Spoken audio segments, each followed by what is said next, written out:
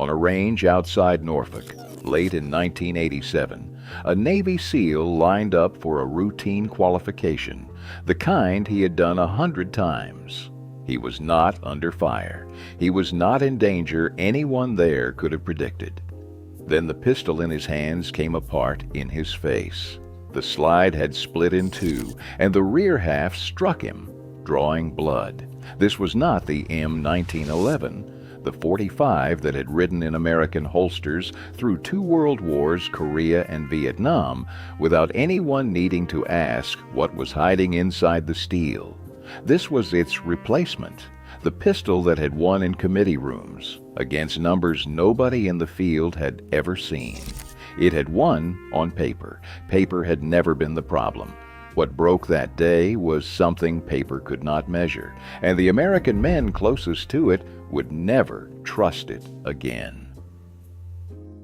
For most of a century, nobody in the American military had to think about which pistol to trust. John Browning built the M1911 in 1911, and it simply outlasted every argument anyone tried to have about it. It rode through the trenches of the First World War, across the Pacific and through Europe in the Second, into Korea, into the jungles of Vietnam. Soldiers learned its weight without being taught it. A young private was handed a worn .45 by a non-commissioned officer who did not bother explaining how it worked, because the gun had already explained itself to 3 generations before him. It was not a choice. It was inheritance. Nobody asked what was inside the steel, because nobody had ever needed to. Then, in the late 1970s, the argument started somewhere far from any battlefield, in a congressional hearing room, over a ledger. Investigators discovered the United States military was carrying more than 25 different handgun types and over 100 kinds of ammunition, a quartermaster nightmare nobody had built on purpose. Every branch had picked its own sidearm over the decades. Congress wanted 1 gun, 1 round, 1 line on a supply sheet instead of 100. A program was stood up to make that happen, the kind of fix that gets ordered by men with clipboards, not men who had ever had to bet their life on a sidearm. And that was the quiet fracture line running underneath everything that followed, a decision made on paper, headed toward a test only the hand could give. What followed was nearly a decade of testing, protest, and second-guessing.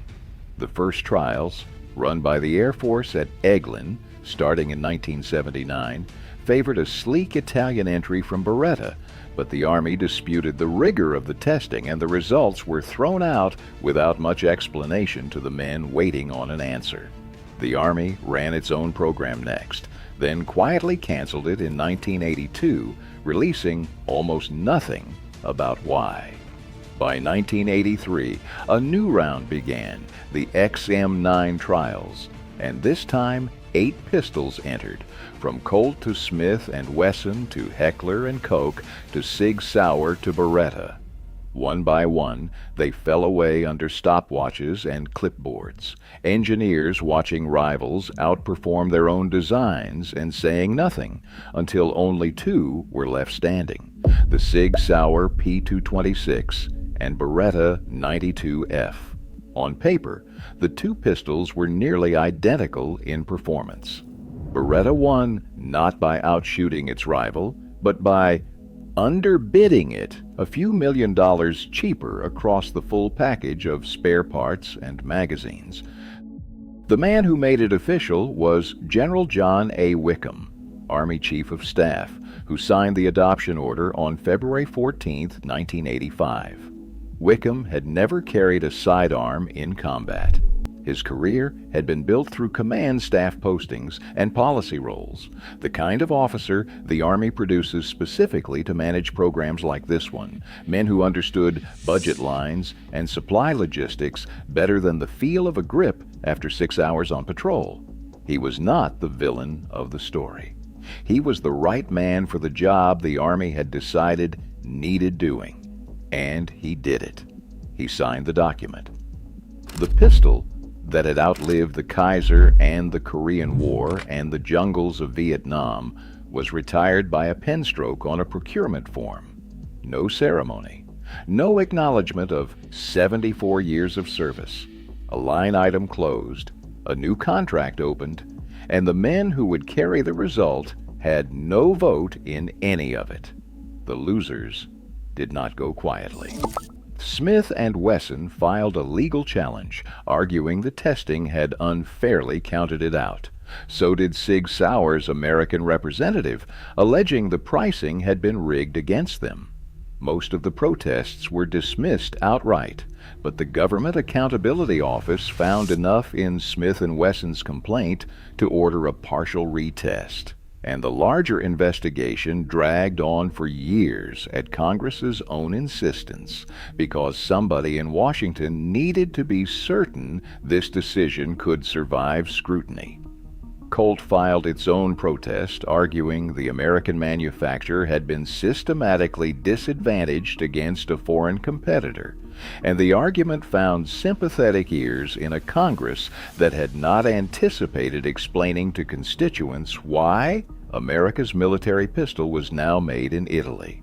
On paper, the argument was already settled. The contract was signed, the production lines were running, and the first M9s were already moving through the supply chain toward men who had not been consulted about any of it.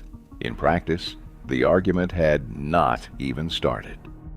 On September 23, 1987, a member of Naval Special Warfare was running a routine range qualification when the slide of his Beretta 92 fractured at the point where it locked into the frame.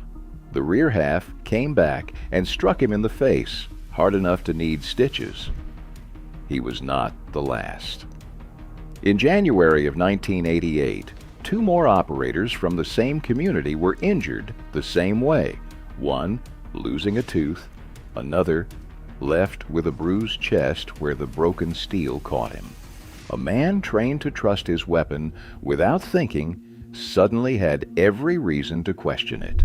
In a unit built entirely on the certainty that your equipment will not fail you at the moment that matters, that kind of doubt does not stay quiet, and it does not leave easily.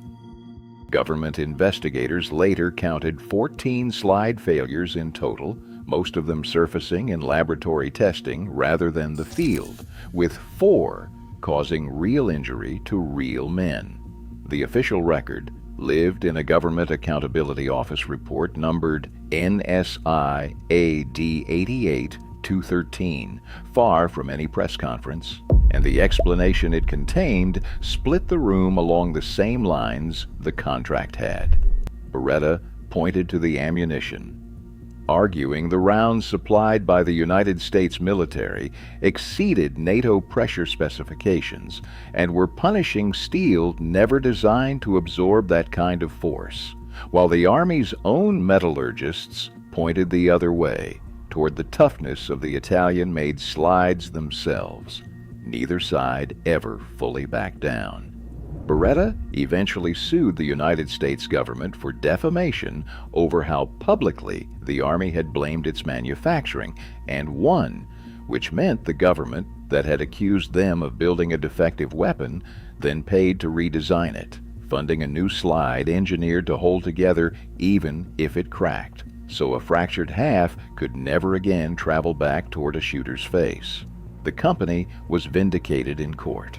The government wrote the check. Neither fact ever made a press release. Around the same time, inspectors found cracks forming in the frames of newly produced pistols. The Army called them cosmetic, a word that let the contract keep moving, even though those same cracks technically violated its terms. Somewhere, a contract officer signed off on that word, knowing exactly what it would look like if the public ever read the file. None of it was sabotage. It was the accumulated strain of a paper decision meeting a hand that had to pull the trigger, lot after lot, range after range, month after month, until the steel itself started keeping score in the only language a procurement officer could not argue with. By 1989, Naval Special Warfare had rendered its verdict, quietly and permanently. The unit dropped the Beretta altogether and adopted the Sig Sauer P226, later designated the Mark 25, and it never went back. Not for the operators who had been there in 1987, not for the generations who came after them. The engineering problem had been solved and the slide redesign worked, but the SEALs had already answered the only question that mattered, not in a hearing room or on a procurement form, but on a range, with their own hands, the same way American soldiers had always settled arguments about which gun to trust. They chose the pistol that had nearly won in 1985. They chose it because the one that did win had already shown them what it was made of. General Wickham's signature retired the M1911 in an afternoon. It took Naval Special Warfare 2 years and 4 injuries to correct his math. Subscribe and tell me in the comments which side of this story you would have trusted.